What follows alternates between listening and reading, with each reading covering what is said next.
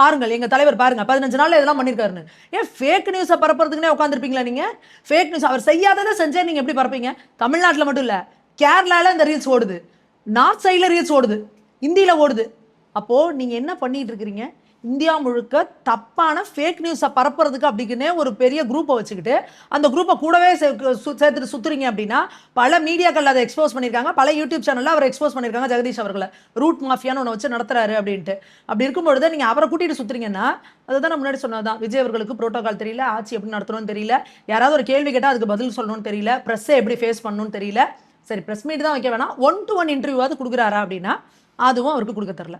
இல்லைங்க, நீங்கள் வந்து தொடர்ந்து வந்து விஜய் வந்து பத்திரிகையாளர் சந்திக்கிறதுலாம் சொல்லிட்டு இருக்கீங்க. ஆனால் பிரதமர் மோடியே வந்து பத்திரிகையாளர் புறக்கணிக்கிறார் ஒரு குற்றச்சாட்டு இருக்கேன் மேடம். அது இப்போதான் சார் புறக்கணிக்கிறாரு. நீங்க மோடி அவர்களோட ஹிஸ்ட்ரி, இவங்களுக்கு இந்த டிவிகே குரூப்ஸுக்கு வரலாறும் தெரியாது, ஒன்றும் தெரியாது. 3 வருஷத்துக்கு முன்னாடி உங்களுக்கு அரசியல்னா என்னன்னு தெரியாது. கட்சியாருக்கு முன்னாடி நீங்க பாரத பிரதமர் மோடி அவர்களோட ஹிஸ்ட்ரி எடுத்து பார்த்தீங்கன்னா, அவர் அங்க வந்து குஜராத்தில் 3 முறை வந்து சிஎம் இருந்திருக்கிறாரு.